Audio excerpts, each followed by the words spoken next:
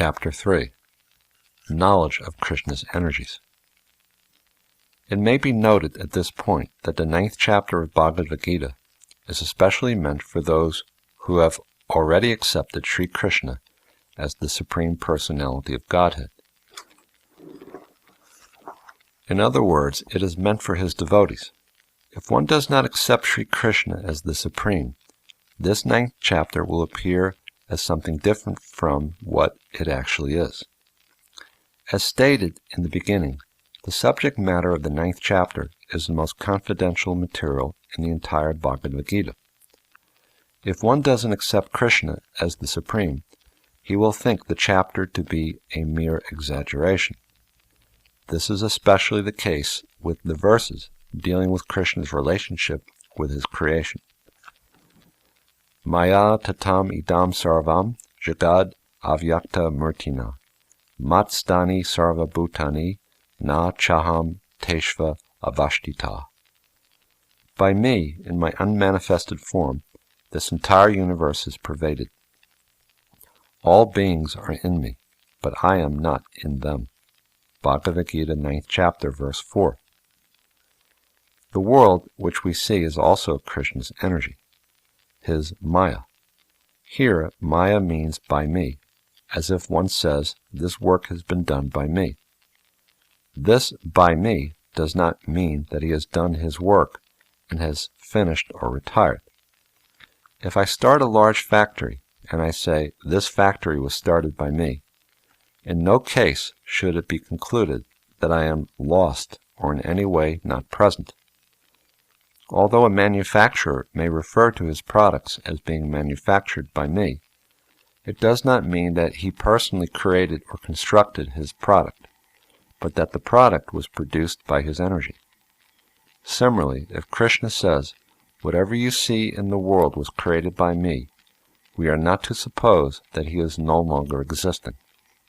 It is not very difficult to see God everywhere in the creation, for he is everywhere present. Just as in the Ford factory, the workers see Mr. Ford in every corner. Those who are conversant with the science of Krishna can see him in every atom of the creation. Everything is resting on Krishna. Matstani sarva bhutani. But Krishna is not there. Na chaham teshva avashtita. Krishna and his energy are non-different. Yet the energy is not Krishna. The sun and the sunshine are not different, but the sunshine is not the sun. The sunshine may come through our window and enter our room, but this is not to say that the sun is in our room. The Vishnu Purana states, Parasya Brahmana, Shakti. Parasya means supreme, Brahmana means absolute truth, and Shakti means energy. The energy of the Supreme Absolute is everything, but in that energy, Krishna is not to be found. There are two kinds of energy, material and spiritual. Jivas, or individual souls, belong to the superior energy of Krishna. But because they are prone to be attracted to the material energy, they are called marginal energy. But actually, there are only two energies. All of the planetary systems and universes are resting on the energies of Krishna, just as all the planets in the solar system are resting in the sunshine. Everything within the creation is resting on Krishna's shine.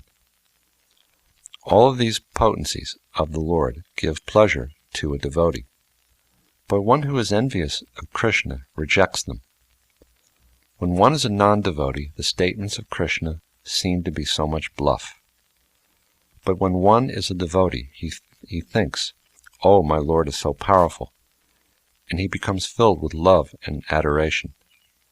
Non-devotees think that because Krishna says, I am God, they and everyone else can say the same. But if asked to show their universal form, they cannot do it. That is the difference between a pseudo-God and the real God. Krishna's pastimes cannot be imitated. Krishna married over 16,000 wives and kept them nicely in 16,000 palaces. But an ordinary man cannot even keep one wife nicely. It is not that Krishna just spoke so many wonderful things. He also acted wonderfully. We should not believe one thing that Krishna says or does and reject another. If belief is there, it must be full belief. In this regard, there is a story of Narada Muni, who was once asked by a Brahmin, "Oh, you are going to meet the Lord? Will you please ask him when I'm going to get my salvation?" "All right," Narada agreed, "I shall ask him." As Narada proceeded, he met a cobbler, who was sitting under a tree mending shoes. And the cobbler similarly asked Narada, "Oh, you are going to see God? Will you please inquire of him when my salvation will come?" When Narada Muni went to the Vaikuntha planets, he fulfilled their request and asked Narayan, God, about the salvation of the Brahmin and the cobbler. And Narayan replied, "After leaving this body, the cobbler shall come here to me." "What about the Brahmin?" Narada asked. "He will have to remain there for a number of births. I do not know when he is coming." Narada Muni was astonished, and he finally said, "I can't understand the mystery of this." "That you will see," Narayan said. When they ask you what I am doing in my abode, tell them that I am threading the eye of a needle with an elephant." When Narada returned to earth and approached the Brahmin said, "Oh, you have seen the Lord. What was he doing?" "He was threading an elephant through the eye of a needle," Narada answered. "I don't believe such nonsense," the Brahmin replied. Narada could immediately understand that the man had no faith and that he was simply a reader of books. Narada then left and went on to the cobbler, who asked him, "Oh, you have seen the Lord? Tell me, what was he doing?" "He was threading an elephant through the eye of a needle," Narada replied. The cobbler began to weep. "Oh, my Lord is so wonderful. He can do anything." "Do you really believe that the Lord can push an elephant through the hole of a needle?" Narada asked. "Why not?" the cobbler said. "Of course I believe it." "How is that?"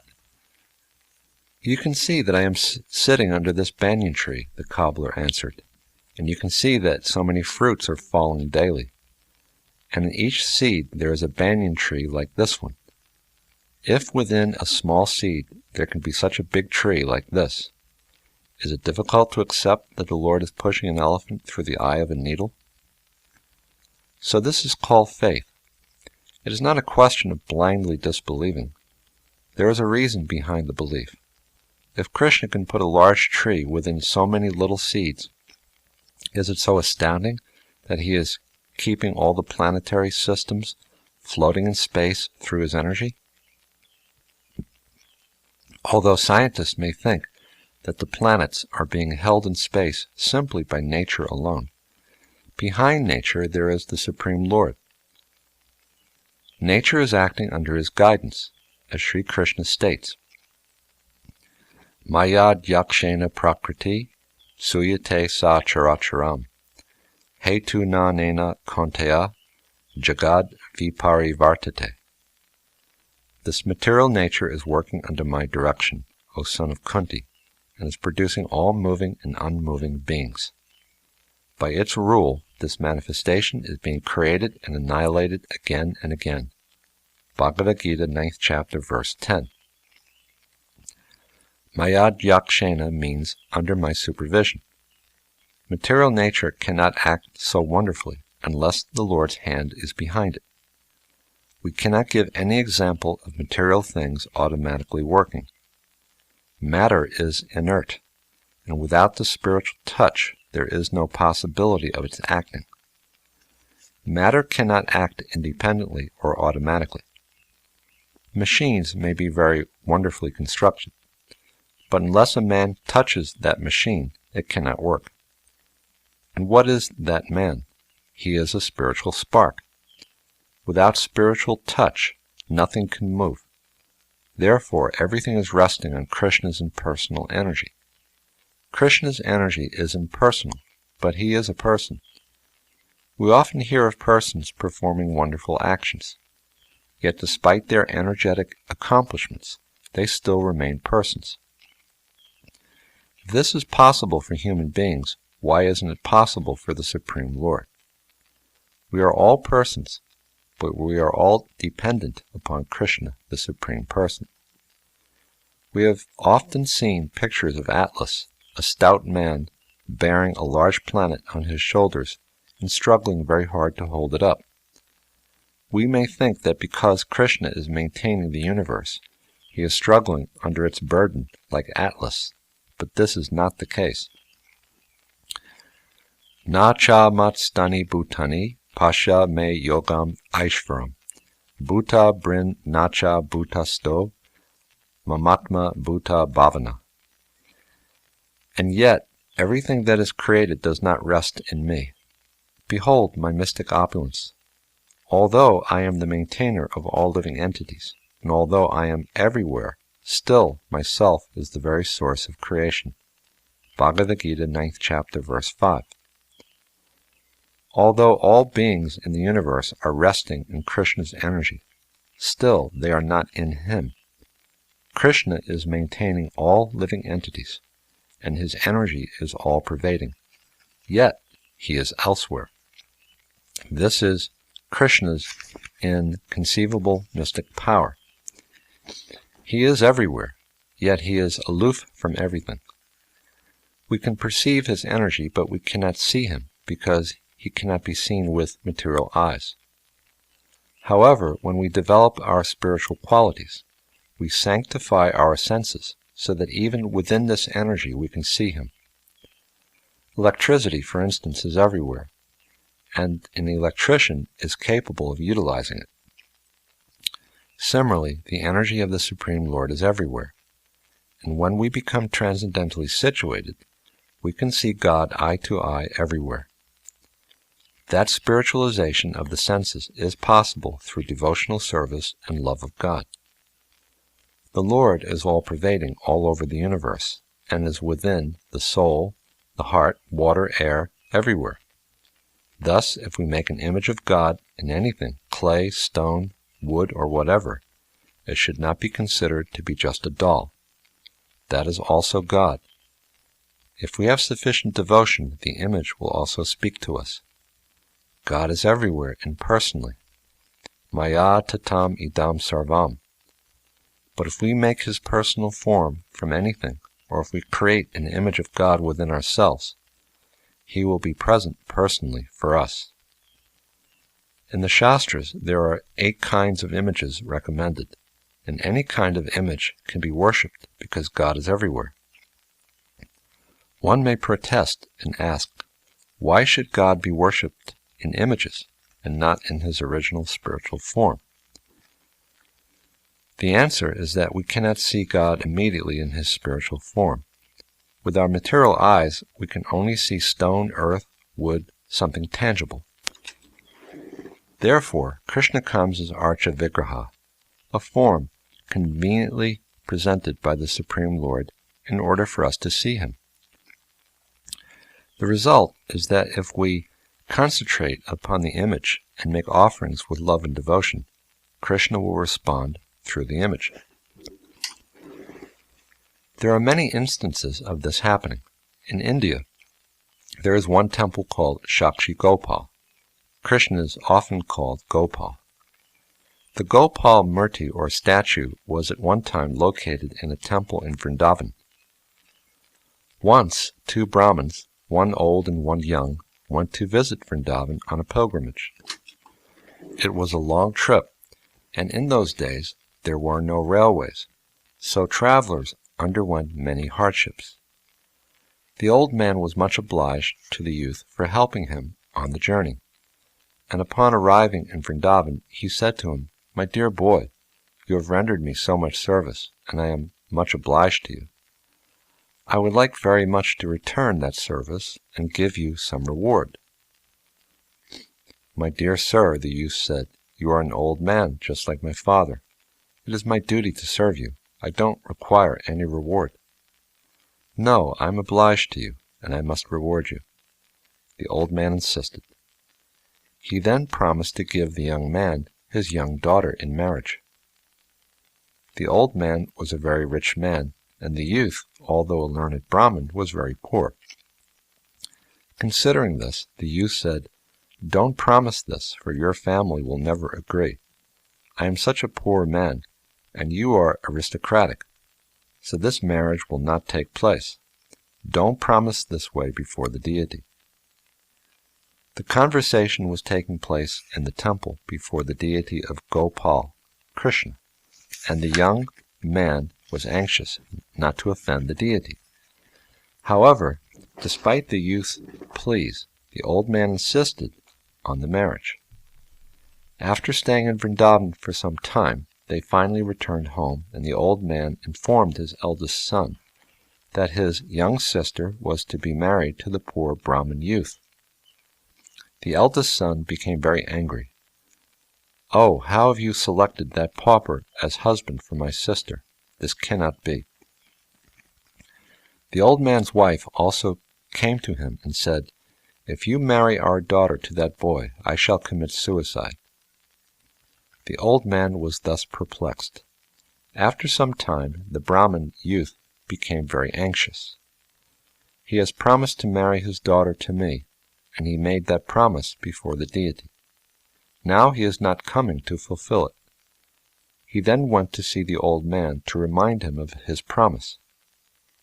"You promised before Lord Krsna," the youth said, "and you are not fulfilling that promise. How is that?" The old man was silent. He began praying to Krsna, for he was perplexed. He didn't want to marry his daughter to the youth and cause such great trouble within his family. In the meantime, the elder son came out and began to accuse the Brahmin youth. "You have plundered my father in the place of pilgrimage. You gave him some intoxicant and took all his money, and now you are saying that he has promised to offer you my youngest sister. You rascal!" In this way there was much noise, and people began to gather. The youth could understand that the old man was still agreeable, but that the family was making it difficult for him.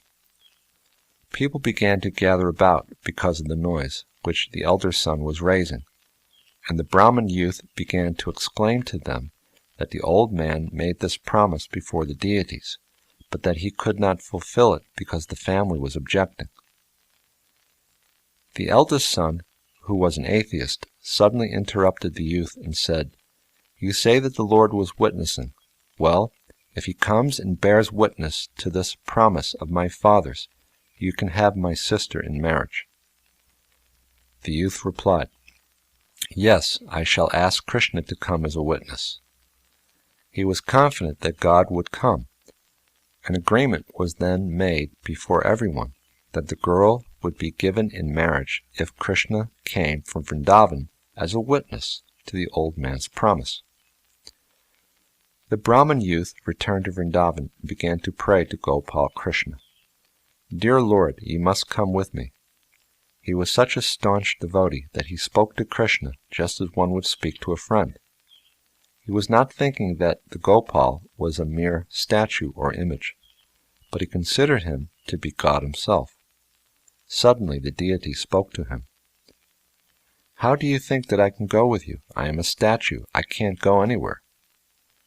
"Well, if a statue can speak, he can also walk," the boy replied.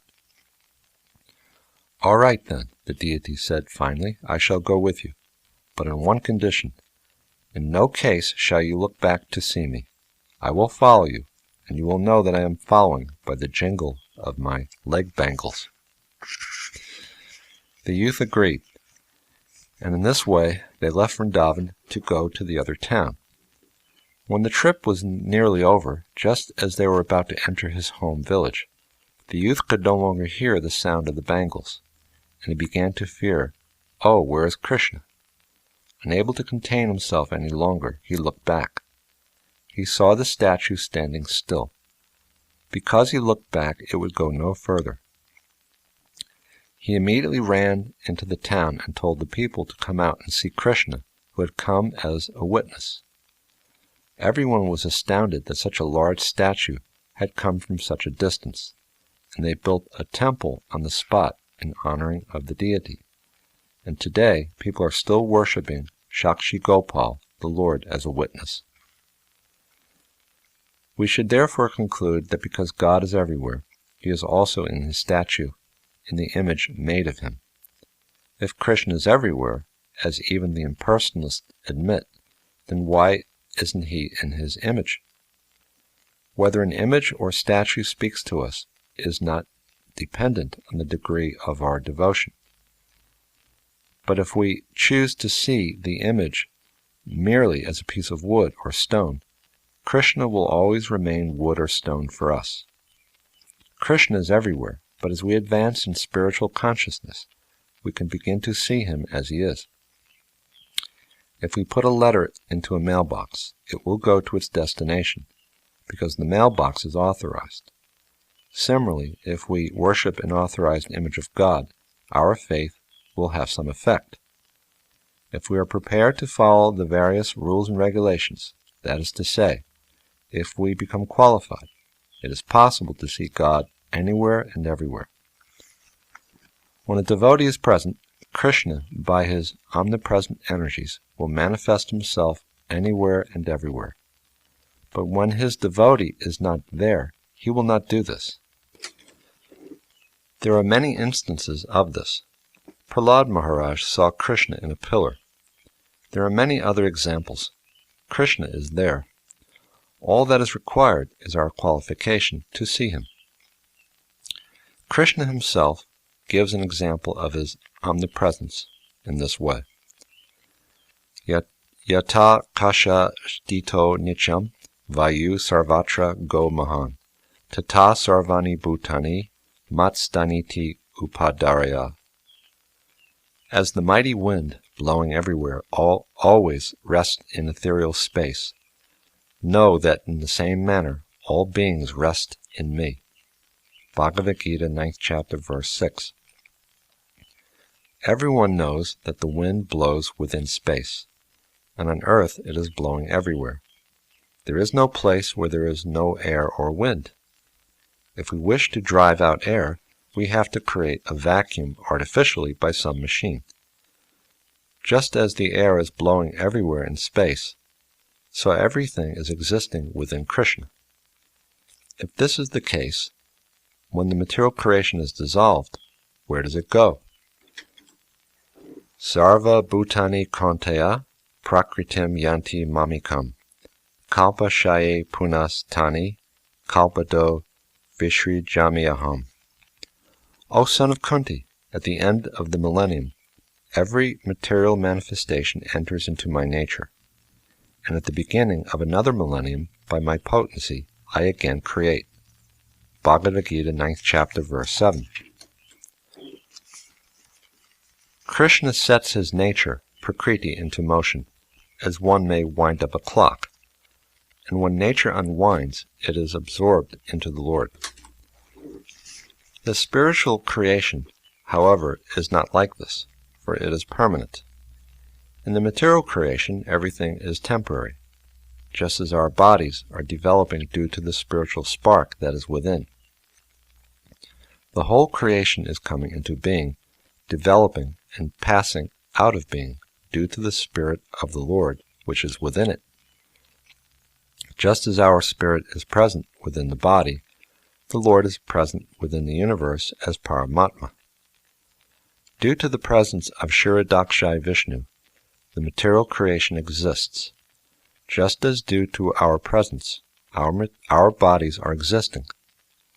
Sometimes Krishna manifests the material creation, and sometimes he does not. In all cases, its existence is due to his presence.